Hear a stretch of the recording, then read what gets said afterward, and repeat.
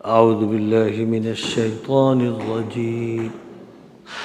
بسم اللہ الرحمن الرحیم لا اکراہ فی الدین قد تبین الرشد من الغی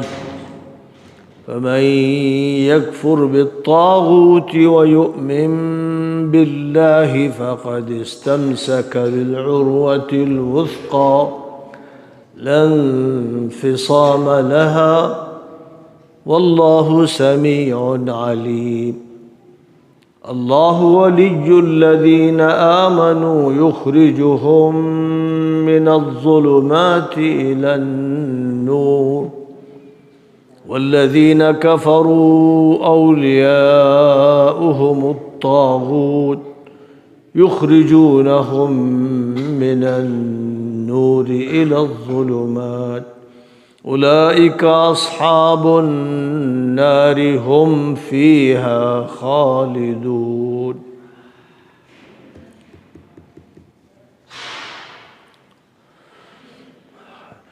دین کے معاملے میں جبر اور زور زبردستی نہیں، حق گمراہی سے جدا ہو کر بالکل واضح ہو چکا ہے، لہذا جو بھی طاغوت کا انکار کرے گا اور اللہ پر ایمان لائے گا وہ مضبوط حلقے کو تھام لے گا جو ٹوٹنے والا نہیں، اور اللہ خوب سنتا ہے، خوب جانتا ہے۔ اللہ ایمان والوں سے محبت فرماتا ہے،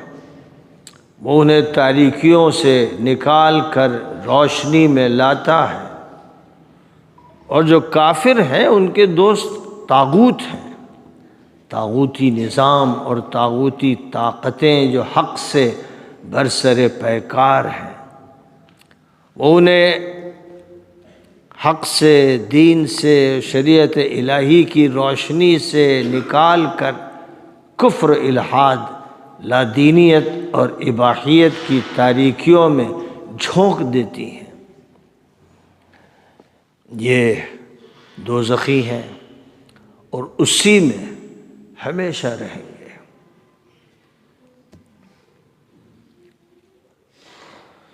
سورۃ البقرہ کی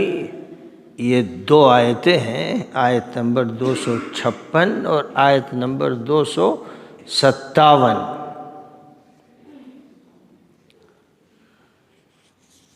اس سے پہلے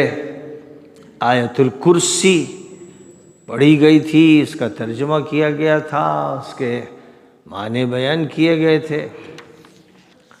اور آیت الکرسی کے بعد پھر یہ دو آیتیں ہیں، اور ان سے پہلے اللہ تعالیٰ نے پیغمبروں کا تعارف کرایا ہے کہ پیغمبر سب برابر نہیں ہیں، نبوت اور رسالت میں ان کے درمیان اشتراک ہے، لیکن کسی نبی کو اللہ نے بڑی عظمت دی اور کسی نبی کو ایک خصوصیت دی اور کسی نبی کو کوئی خاص فضیلت دی، تو فرمایا گیا تلک الرسل فضلنا بعضهم على بعض، رسولوں میں ہم نے کسی کو کسی پر فضیلت دی ہے، سب برابر نہیں ہے۔ جیسے تمام داعی اور مبلغ اور مدرس برابر نہیں ہوتے، ان کا علم الگ الگ ہوتا ہے، تجربہ الگ الگ ہوتا ہے، سمجھانے کی صلاحیت الگ الگ ہوتی ہے، تاثیر الگ الگ ہوتی ہے۔ ایسے ہی سارے طالب علم ایک کلاس کے برابر نہیں ہوتے، وہ کسی ایک کتاب کے نسخے کی طرح نہیں ہوتے، کسی کارخانے سے ڈھلے ہوئے سامان و برتن کی طرح نہیں ہوتے۔ ہر طالب علم کی اپنی خصوصیات ہوتی ہیں، کسی کی ذہانت بہت ہوتی ہے، کسی کا حافظہ زیادہ اچھا ہوتا ہے، کوئی بات جلدی سمجھ لیتا ہے، کوئی دیر سے سمجھتا ہے، کوئی کن ذہن ہوتا ہے، الگ الگ طبیعت کے طلباء ہوتے ہیں، اور ایسے ہی تمام انسانوں کا معاملہ ہے۔ اللہ تعالیٰ نے انسانوں اور انسانوں کے درمیان اتنا فرق رکھا ہے کہ دو سگے بھائی بھی ایک طرح کے نہیں ہوتے، آوازیں الگ، دستخط الگ، چہرے اور جسم کے خد و خال الگ، یہاں تک کہ انگلی کے پوروں کی لکیریں الگ ہیں۔ اسی لیے جو دستخط نہیں کر پاتا اس سے انگوٹھا لگوایا جاتا ہے۔ تو انگوٹھا کیوں لگوایا جاتا ہے؟ کیونکہ ہر ایک کا انگوٹھا اور ہر ایک کی انگلی کا پور الگ ہے، دو سگے بھائیوں کا بھی الگ ہے۔ اب یہ اللہ کا ایسا کمال ہے، ایسا کمال ہے، جیتا جاگتا معجزہ ہے کہ صرف اسی پر غور کر لے تو ایمان کے لیے کافی ہے۔ دو سگے بھائیوں کی آواز ایک طرح نہیں ہے اور انگلی کی لکیریں ایک طرح نہیں ہیں، اور اسی طرح جو بھی خصوصیات ہیں وہ الگ الگ ہے، الگ ہے۔ ماں باپ ایک ہے۔ اب وہ ماں باپ بھی بالکل ایسا نہیں کہ جیسے کارخانے کے ڈھلے ہوئے دو برتن ہوں ایک ہی طرح کے۔ ایک کارخانے سے گلاس تیار ہو رہے ہیں، پیالیاں تیار ہو رہی ہیں، پلیٹیں تیار ہو رہی ہیں، تو ایک پلیٹ اور دوسری پلیٹ میں آپ فرق نہیں کر سکتے جب تک کوئی علامت بنا نہ لیں، مثلا کسی کا نام لکھ دیں یا کہ کوئی علامت بنا دیں تو پہچان میں آئے کہ بھئی یہ پلیٹ فلاں کی ہے اور یہ فلاں کی، ورنہ کارخانے سے جو ڈھل کے آئی وہ سب ایک طرح کی۔ تو بہرحال اللہ تعالیٰ کی طرف سے یہ بتایا گیا کہ سارے رسول یکساں نہیں۔ اب موسیٰ کلیم اللہ ہے اور عیسیٰ کلیمۃ اللہ ہیں، اور محمد صلی اللہ علیہ وسلم وہ حبیب اللہ ہیں، اور ساتھ ہی ساتھ وہ تمام انبیاء کرام کے سردار ہیں۔ اسی طرح اللہ کی کتابوں میں فرق ہے کہ تورات کا ایک مقام ہے، انجیل کا ہے، زبور کا ہے اور قرآن کا ہے، الگ الگ مقامات ہیں، اور ان کی صورتیں جو ہیں ان کی بھی الگ الگ خصوصیات ہیں۔ بہرحال آیت الکرسی سے پہلے رسولوں کا تذکرہ فرمایا گیا ہے، اور اس کے بعد پھر ایک آیت میں آخرت کا تذکرہ کیا گیا ہے کہ ایک دن آخرت کا، ججمنٹ کا، جو فیصلے کا دن ہے، ڈے آف ججمنٹ، وہ آنے والا ہے، کیونکہ دنیا میں فیصلے نہیں ہو رہے ہیں۔ فرعون فرعونیت کرتے کرتے ختم ہو رہا ہے، ظالم ظلم کرتے کرتے جا رہا ہے، مظلوم ظلم سہتے سہتے زندگی گزار رہا ہے، تو فیصلے نہیں ہو رہے ہیں، انصاف نہیں ہو رہا ہے۔ تو اگر یہاں انصاف نہیں ہو رہا ہے تو کیا خدا نخواستہ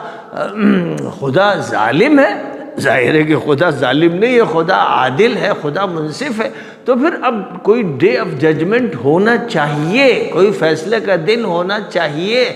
کیونکہ یہ دنیا فیصلوں کی نہیں ہے۔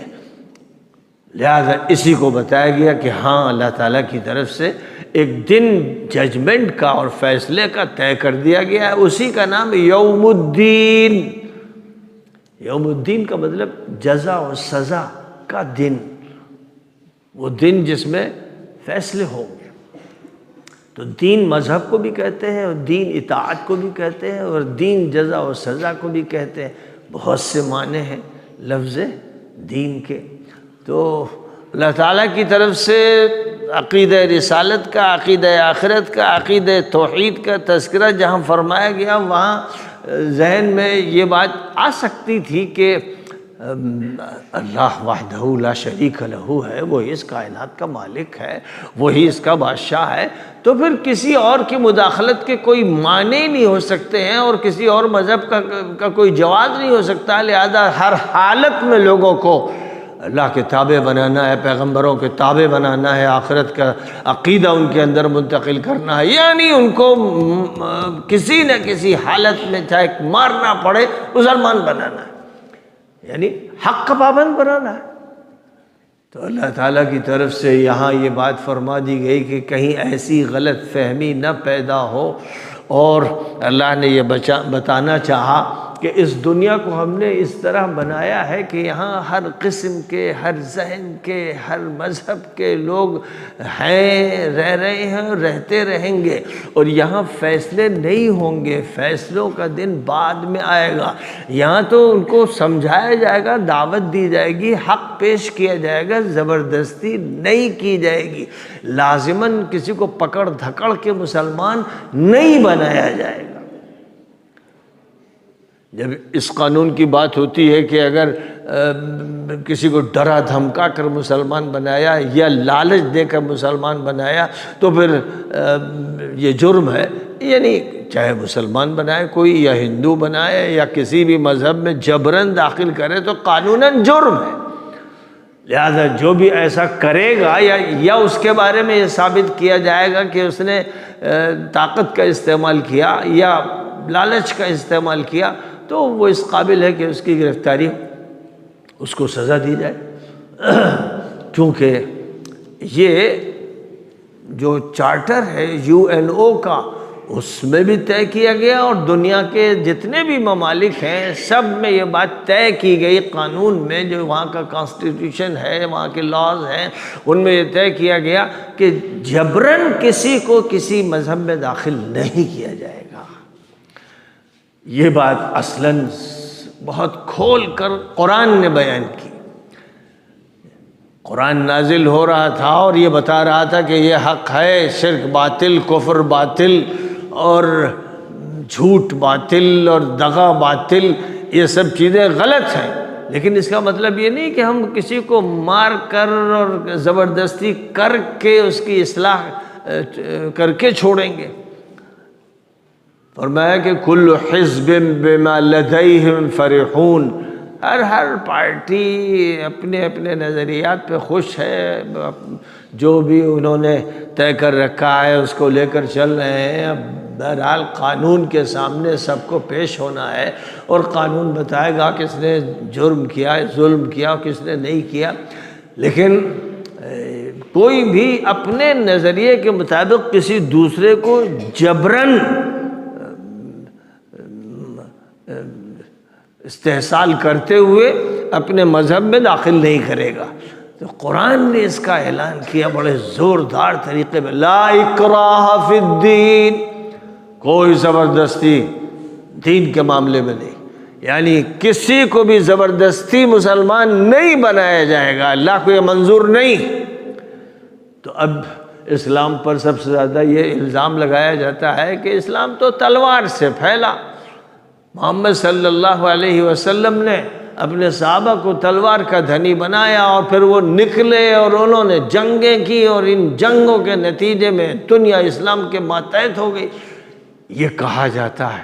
لیکن یہ قرآن کے خلاف ہے، یہ نبی کی بیانات کے خلاف ہے، یہ اسلام کی دعوت کے خلاف ہے، یہ ایک جھوٹ ہے اور مکمل فراڈ ہے۔ اسلام کی طرف اس کو منسوب کیا گیا، اس لیے خوب اچھی طرح یاد رکھنا چاہیے کہ کہیں پر بھی زور زبردستی سے اسلام میں لوگوں کو داخل نہیں کیا گیا، اور اگر کہیں کیا گیا، صحابہ نے کیا ہو یا تابعین نے کیا ہو یا کسی نے بھی کیا ہو، اگر کہیں کیا گیا تو وہ باطل تھا، غلط تھا، جرم تھا، ظلم تھا، قرآن کے خلاف تھا، دین کے خلاف تھا، اس کا حق انہیں نہیں دیا گیا تھا۔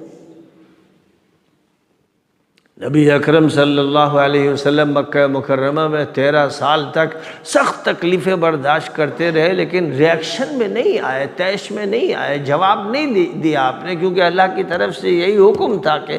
دعوت دیجئے اور دعوت کی حجت قائم کیجئے، آپ کا یہ کام ہے۔ زبردستی کسی کو ایمان میں داخل کرنا یہ کام نہیں ہے۔ تو مکہ مکرمہ میں تو مجبوری بھی تھی، طاقت بھی نہیں تھی، لیکن جب آپ مدینہ منورہ آ گئے اور طاقت حاصل ہو گئی اور آپ کی حکومت بن گئی تو آپ چاہتے تو یہودیوں کو مار مار کے مسلمان بنا لیتے، اور آپ چاہتے تو جو بھی غیر مسلم تھے ان سب کو اسلام میں داخل کر لیتے، اور اسی طرح جہاں جہاں بھی مسلمانوں کی حکومت ہوئی وہاں وہ چاہتے تو سب کو اسی اسلام کا پابند کر دیتے۔ ہندوستان میں مسلمانوں کی 1000 سال حکومت رہی، اگر وہ یہ طے کر لیتے کہ یہاں کسی برہمن کو، کسی کھتری کو، کسی ویش کو، کسی شودر کو باقی نہیں رہنے دینا ہے، جس کو اسلام میں داخل نہ کر لیا جائے، بہت آسان تھا ان کے لیے، مار مار کے کاٹ کاٹ کے ٹھیک کر دیتے۔ لیکن کیونکہ یہ جائز نہیں تھا، اس لیے مسلمانوں نے کبھی زبردستی کسی کو اسلام میں داخل نہیں کیا، پورا موقع دیا۔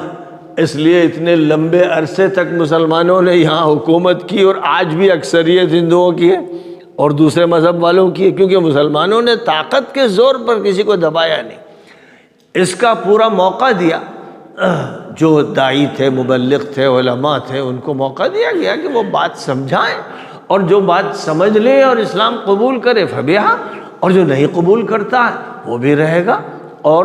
شہریت کے حقوق کے ساتھ رہے گا، وہ سٹیزن رہے گا، اس کو چھیڑنا چھاڑنا غلط ہوگا۔ نبی پاک علیہ السلام نے فرما دیا کہ جو بھی غیر مسلم ہو، ہندو ہو، سکھ ہو، عیسائی ہو، وہ اگر ہماری مملکت میں رہ رہا ہے تو اس کے ساتھ جو شخص ظلم کرے گا اللہ کے ہاں اس کا مواخذہ ہوگا، اس کی پکڑ ہوگی، کیونکہ کسی کو کسی پر ظلم کرنے کا حق نہیں دیا گیا ہے۔ اور جو غیر مسلم مسلمان حکومت کے اندر رہتے ہیں ان کو ذمی کہا جاتا ہے۔ ذمی کا مطلب ذمہ داری والے، یعنی جن کا عہد ہے، معاہدہ ہے، جن کے ساتھ کنٹریکٹ ہے، ایک ایسا معاہدہ ہے حفاظت کا اور حمایت کا اور تحفظ کا اور شہریت کے حقوق کا، کہ اس کی خلاف ورزی اگر کریں گے تو مسلمان مجرم ہوں گے، حکومت مجرم ہوگی۔ اس لیے مسلمانوں کی ماتحتی میں جہاں بھی غیر مسلم رہے کبھی بھی ان کو ستایا نہیں گیا، ان کو موقع دیے گئے، یہاں تک کہ ان کی عبادت گاہیں محفوظ رکھی گئیں، ان کے مندر ہوں، ان کے چرچ ہوں، ان کے کلیسا ہوں، ان سب کی حفاظت کی گئی۔ حکومت کی ذمہ داری تھی کہ وہ ان کی حفاظت کرے اور وہ آزادی کے ساتھ عبادت کر سکیں، اور ان کے پرسنل لا جو ہیں ان کو بھی محفوظ کیا جائے، چھیڑ چھاڑ ان کے ساتھ نہ کی جائے۔ یہ کیونکہ اسلامی قانون ہے، اس لیے باوجود اس کے کہ اسلام پر صحیح عمل نہیں ہو رہا ہے اور آج کل تو سیکولرزم کا بھوت سوار ہے، لیکن کہیں پر بھی مراکش میں، الجزائر میں، لیبیا میں، تیونس میں، مصر میں، کہیں پر بھی کسی ہندو کو نہیں ستایا جا رہا ہے، کہیں پر بھی۔ جہاں بھی مسلمانوں کے ملک ہے کہیں ہندوؤں کو پریشان نہیں کیا جا رہا ہے اور دوسرے مذہب والوں کو پریشان نہیں کیا جا رہا ہے، بلکہ سب بڑی عزت کے ساتھ رہ رہے ہیں، بڑی بڑی تنخواہیں دی جا رہی ہیں، کام کے مواقع دیے جا رہے ہیں، لاکھوں کی تعداد میں اسی ملک کے ہندو دبئی میں ہے، ابوظہبی میں ہے، اور عمان میں ہے، اور سعودیہ میں ہے، اور بڑی ملازمت ہے، ان کی ملازمتیں ہیں، اور کروڑ ہا کروڑ ڈالر وہ اس ملک کو بھیج رہے ہیں۔ اس ملک کی ریڑھ کی ہڈی وہ سنبھالے ہوئے ہیں جو مسلم ملکوں میں رہ کر کما رہے ہیں، کوئی چھیڑ چھاڑ نہیں۔ اب یہاں پر جو چھیڑ چھاڑ ہو رہی ہے، اور خاص طور پر ہندوتو کے نام پر موب لنچنگ ہو رہی ہے، کہیں مسلمان کو مار دیا گیا، کہیں مسجد ان کی توڑ دی گئی، کہیں مزار توڑ دیا گیا، یہ ہے جو غنڈہ گردی ہے۔ ایک جو گینگسٹرز ہیں ان کے ہاتھ میں جب نظام کہیں کبھی آ جائے، دنیا کا نظام آ جائے تو دنیا برباد ہو جاتی، ملک کا نظام آ جائے تو ملک برباد ہو جاتا ہے۔ لہذا یہ ساری بدماشی غنڈے کر رہے ہیں، اور حکومت مجرم ہے کیونکہ حکومت ان کی پکڑ دھکڑ نہیں کرتی، پابندی نہیں لگاتی۔ ایسے لوگوں کو تو صرف جیل میں ہونا چاہیے جو کسی کو ستا رہے ہیں، کسی کو مار رہے ہیں، کسی کی جائیداد پر قبضہ کر رہے ہیں، اور کسی سے کہہ رہے ہیں کہ بولو صاحب جے رام جی کی، یہ نعرے لگوا رہے ہیں۔ یہ سب گینگسٹر ہیں، گنڈے ہیں، بدمعاش لوگ ہیں، اور یہ خود اپنی حکومت کے بھی دشمن ہے، لیکن ان کی حکومت خود جب غنڈہ گردی کی حکومت ہو گئی ہے، جہاں بھی ہو گیا ہے، جہاں بھی یہ صورتحال، وہاں پھر لوگوں کی عزتیں محفوظ نہیں۔ اسلام یہ کہتا ہے لا اکراہ فی الدین، دین میں کسی کو بھی زور زبردستی داخل نہیں کیا جائے گا، زبردستی کسی کو مسلمان نہیں بنایا جائے گا، کسی پر بھی بیجا طاقت کا استعمال نہیں کیا جائے گا۔ قد تبین الرشد من الغی، اللہ تعالیٰ نے حق کو اتنا واضح کر دیا ہے قرآن کے ذریعے اور اپنے نبی کے ذریعے کہ پہچان میں کچھ دشواری نہیں رہ گئی ہے۔ جو شخص بھی حق کو اختیار کرنا چاہے اس کے لیے بالکل کھلا راستہ ہے اور دلیلیں سب مہیا ہیں، اور جو نہیں اختیار کرتا ہے وہ اپنی ضد اور عناد پر قائم رہے، اس کے ساتھ بھی چھیڑ چھاڑ نہیں کرنی ہے۔ حق کو کھول دیا گیا ہے، واضح کر دیا گیا ہے، دو دو چار کی طرح باتوں کو بیان کر دیا گیا ہے۔ اب جو انسان بھی غلط سے دور ہوگا اور اللہ کے خلاف جو بھی بات ہے، جو نظریہ ہے اور جو نظام ہے، اس سے اپنے کو بچائے گا، اس کا انکار کرے گا، اس کو تسلیم نہیں کرے گا، اور اللہ کی رسی مضبوطی سے تھام لے گا اور دین برحق کو اختیار کر لے گا، تو وہ کامیاب ہوگا۔ ایسے لوگوں کا پھر اللہ دوست ہوتا ہے، اللہ ان سے محبت کرتا ہے، اللہ ان کو راستے دکھاتا ہے، ان کو تاریکیوں سے نکالتا ہے، روشنی میں لاتا ہے۔ اور جو لوگ طاغوتی نظام کے ساتھ چلیں گے، یعنی جو نظام سرکشی پر قائم ہے، اللہ کے خلاف سرکشی، شریعت کے خلاف سرکشی، نبی کے خلاف سرکشی، جن چیزوں پر ایمان لانا ہے، جن کی اطاعت کرنی ہے، ان کے خلاف بغاوت اور سرکشی کا جو رویہ اختیار کرے گا وہ طاغوتی ہوگا، وہ شیطان کا بندہ کہلائے گا، وہ ابلیس کا شاگرد ہوگا، اور وہ روشنی سے نکل کر تاریکیوں میں جائے گا۔ یعنی شیطان کا یہی کام ہے کہ وہ تاریکیوں میں بھٹکاتا ہے، گڑھوں میں ڈالتا ہے، کھڈ میں پھینکتا ہے، جہنم میں داخل کر دیتا ہے۔ اس کی مہم یہی ہے، اس کا مشن یہی ہے۔ اب یہی مشن اگر کسی حکومت کا ہو جائے، کسی نظام کا ہو جائے، جیسے اسرائیل کا یہی نظام ہے، وہ ایک ایسی حکومت قائم ہوئی جسے انسانیت سے نفرت ہے، ہر فضیلت سے نفرت ہے، ہر خیر سے نفرت ہے، جو شیاطین جن کی نمائندہ جماعت شیاطین انس والی ہے۔ اگر انسانوں میں شیطان دیکھنے ہیں تو اسرائیل کو دیکھا جائے، یہودیوں کو دیکھا جائے، اور اگر انسانوں کے اندر فرشتے دیکھنے ہیں تو اللہ کے عابد اور زاہد اور قانع اور پاکیزہ بندوں کو دیکھا جائے۔ انسانوں کی جو قسمیں ہیں، انسانوں کو دیکھ کر پہچانا جا سکتا ہے کہ ابلیسی انسان کون ہے، شیطانی اور دجالی انسان کون ہے۔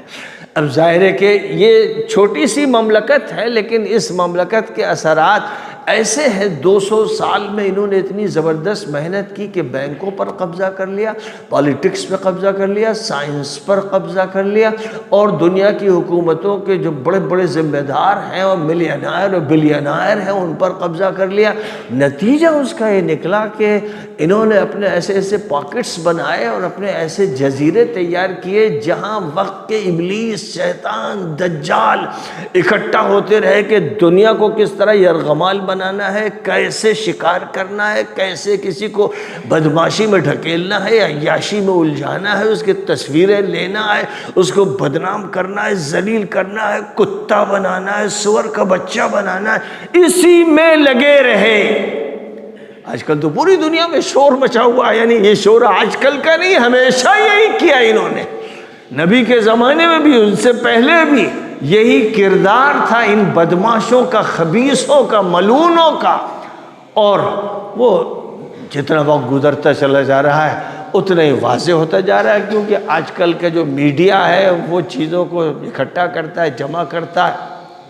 اور ان کے ریکارڈز تیار کرتا۔ تو اس سے معلوم ہوا کہ صاحب دنیا میں بڑے بڑے ایسے سینٹرز ہیں جہاں ابلیس اور دجال کے سارے شاگرد اکٹھا ہوتے ہیں، ہر بدماشی کرتے ہیں، عیاشی کرتے ہیں، فحاشی کرتے ہیں، اور اس کے بعد دنیا پر ظلم کیسے کرنا ہے، کسی علاقے پہ قبضہ کیسے کرنا ہے، کسی حاکم کو کیسے ہٹانا ہے، اور عوام کو کیسے مشکلوں میں ڈالنا ہے، اسی سوچ میں لگے رہتے ہیں۔ تو آپ لوگ پڑھ رہے ہیں، سن رہے ہیں کہ وہ جیفر ایپسٹین نام کا جو انسان ہے جیفری ایپسٹین نام کا، جو انسان تھا اور مر گیا، خودکشی کر کے مرا یا اسے مار دیا گیا، اس نے کس طرح ایک جزیرے میں دنیا کے جتنے بدماش تھے، امریکہ کے صدر اور برطانیہ کے صدر اور وزیر اعظم اور یورپ کے بہت سے ملکوں کے بڑے بڑے ذمہ دار اور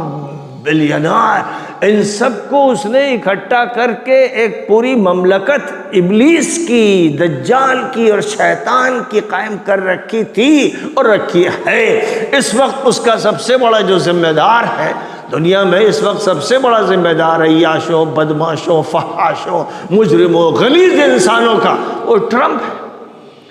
ٹرمپ ہے، اور اس کے ساتھ نتنیاہو ہے۔ تو یہ دنیا کے بدماش ترین، خبیث ترین افراد ہیں کہ اگر دیکھنا، آپ ابلیس کو دیکھنا چاہتے ہیں انہیں دیکھ لیجئے، اب دجال کو دیکھنا چاہتے ہیں تو ادھر ادھر کی تصویروں کو نہ دیکھیے، انہیں دیکھ لیجئے۔ اگر آپ نے انہیں دیکھ لیا اور ان کے ساتھ جو لوگ انہیں دیکھ لیا تو آپ نے دجال دیکھ لیا، ابلیس دیکھ لیا، شیطان دیکھ لیا۔ تصویر الگ ہے لیکن یہ لوگ اس کام کے لیے ہیں، اور روشنی سے نکال کر کیسے اندھیرے میں ڈالنا ہے، اسی سوچ میں لگے رہتے ہیں۔ تو یہ جو دنیا کا سب سے بڑا بدماش اور خبیث اور مجرم اور غلیظ انسان ہے ٹرمپ، جس کا نام ہے دیوس، اس نے لاکھوں انسانوں کو مروایا اور کتنی حکومتوں پر تباہی مسلط کی، اور پھر اس سے پہلے جو صدر تھے، امریکہ مرکز ہے اتنے اس طرح کے فحاشوں اور بدماشوں کا، اور اب یہی وہ ٹرمپ ہے۔ اس سے پہلے جو بائیڈن تھا جس نے نتنیاہو کے ساتھ مل کر غزہ کے 1 لاکھ انسانوں کو شہید کیا، چھوٹے چھوٹے بچوں کو، ہزاروں بچوں کو شہید کیا، عورتوں کو شہید کیا، بوڑھوں کو کیا، اسپتال کے بیماروں کو کیا، مسجد کے نمازیوں کو کیا، اور غزہ کے علاقے کو برباد کر کے رکھ دیا، ملبے میں بدل دیا۔ اور اس کے بعد اب اس کا کہنا ہے کہ اس کو تو ہمیں پکنک اسپاٹ بنانا ہے، ہمیں لاشوں پر پکنک اسپاٹ بنانا ہے، کیونکہ جس کو امریکہ کہتے ہیں وہ ریڈ انڈینز کے کروڑوں افراد کی لاشوں پر تیار کیا ہوا ملک ہے۔ جن لوگوں کو بڑا شوق ہے امریکہ، امریکہ جو بڑے فخر کے ساتھ بولتے ہیں یا لالچ کے ساتھ بولتے ہیں امریکہ، یاد رکھو کہ وہ بڑے گندے قسم کے گدھے اور بڑے غلیظ سور ہیں، جو ان ملکوں کا بہت عزت اور عظمت کے ساتھ نام لے اور تمنا کرے کاش کہ امریکہ جانے کا موقع مل جائے۔ سمجھ لو کہ یہ کسی باڑے کا گدھا ہے اور بیمار گدھا ہے، ایڈز کا مریض گدھا ہے، تب یہ اس طرح کی تمنا کر رہا ہے۔ ورنہ تو ظاہر ہے کہ ہر ملک ماست کے ملک خدائے ماست، امریکہ ہمارا ہے، روس ہمارا ہے، یعنی اللہ کی زمین ہے جہاں اللہ کا قانون آج نہیں تو کل چلے گا۔ یہ اس جذبے سے اگر کوئی داعی جائے، کہ مبلغ جائے تو ٹھیک، لیکن کوئی اس لیے جائے کہ وہاں کے کچھ پیسے کما لے گا، کچھ کھا لے گا، تو پھر یہ تو چارہ کھانے والا جانور ہے، اس سے زیادہ اس کی کوئی حیثیت نہیں۔ تو اب اس بدماش اور مجرم اور فحاش اور خبیث نے مسلم ملکوں کو شامل کر کے ایک بورڈ آف پیس بنایا ہے، غزہ کے لیے بورڈ آف پیس، یعنی لاکھوں افراد کو پہلے تو زخمی کر دیا، شہید کر دیا، مار دیا، ملبے میں عمارتوں کو تبدیل کر دیا، مسجد اسپتال توڑ دیے، بیماروں پر گرا دیے، اور اس کے بعد کیا کہتا ہے؟ بورڈ آف پیس بنانا ہے۔ اور اس بورڈ آف پیس میں پاکستان کا وزیر اعظم ذلیل کتا بندر سور، پاکستان کا وزیر اعظم شہباز شریف، اور پاکستان کا آرمی چیف عاصم منیر کتا، صہیونی کتا، یہ سب شریک ہیں اور کہتے ہیں ٹرمپ آپ ہی تو ہیں جن کو نوبل پرائز ملنا چاہیے، پیس کا نوبل پرائز آپ کو ملنا چاہیے، آپ امن قائم کر رہے ہیں اور امن کی امید آپ ہی سے۔ تو اس نے پھر یہ کیا کہ لاؤ 1 ارب ڈالر مجھے دو، سعودیہ سے اور قطر سے اور امارات سے کا 1 ارب ڈالر دو، میں امن قائم کروں گا، یعنی تمہارے بچوں اور عورتوں اور بوڑھوں اور نمازیوں کی لاشوں پر پکنک اسپاٹس بناؤں گا، اس کے لیے پیسہ لاؤ۔ تو عرب کے بندروں نے اور سوروں نے اور خبیثوں نے اور بدماشوں نے اور ملعونوں نے اس کی خدمت میں پیسہ دینا شروع کر دیا، پہلے دیا اور اب دے رہے ہیں، تاکہ غزہ کو ایک پکنک اسپاٹ بنا دیا جائے، لوگ لاشوں کو بھول جائیں۔ لاشوں کو بھول جائیں. جیسے ایک وقت تھا انگریزوں نے پورا دلی لاشوں سے پاٹ دیا تھا، اور دلی سے لے کر مراد آباد تک ہر درخت پر کسی نہ کسی عالم کی لاش لٹک رہی تھی، اس کو سولی دی گئی تھی.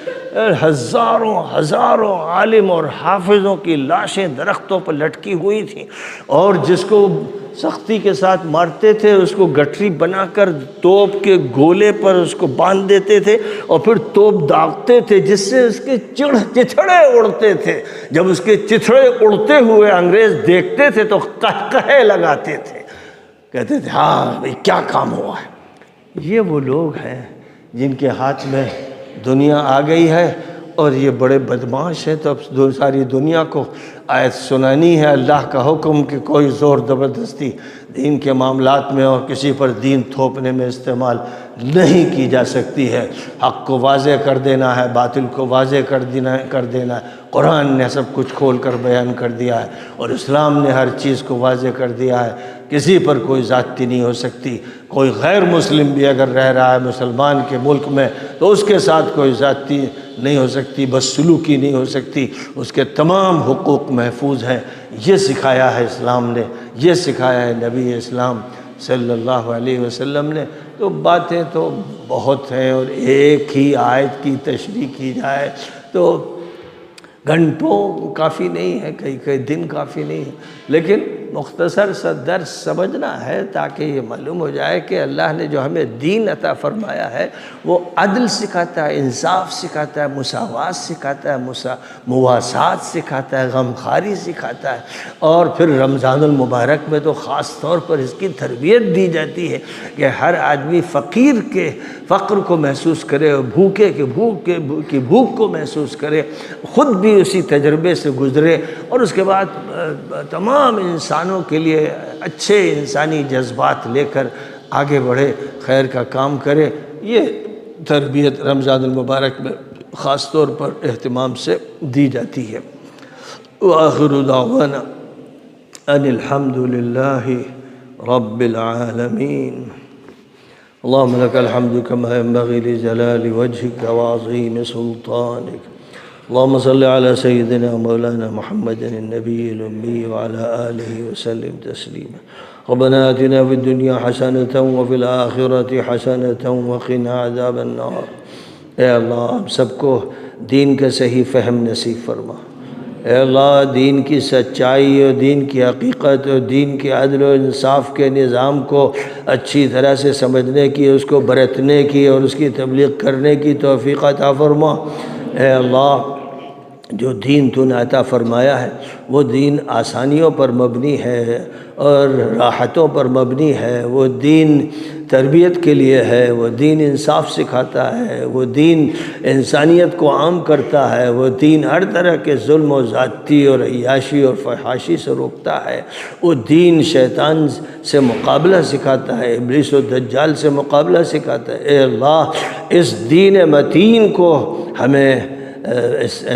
اتنی قوت کے ساتھ عطا فرما، ایسا استحکام ہمارے دین میں نصیب فرما، ایسی مضبوطی عطا فرما کہ ہر ظالم طاقت کا ہم مقابلہ کر سکیں. اے اللہ ہم کو غلبہ عطا فرما، اور جو بھی مقابلہ ظالموں اور مجرموں کا کر رہے ہیں ان کو فتح نصیب فرما. اے اللہ مظلوموں کو فتح عطا فرما. اے اللہ مظلوموں کو فتح نصیب فرما، اور جو ظالم ہیں ان کو کیفر کردار تک پہنچا دے. اے اللہ ظالموں کا خاتمہ فرما، اور دنیا کو ان ظالموں اور مجرموں اور عیاشوں سے پاک فرما. اے اللہ اس دنیا کو ایسے مجرموں سے پاک فرما. ربنا تقبل منا انك انت السميع العليم وتب علينا انك انت التواب الرحيم. وصلی اللہ تعالی وسلم.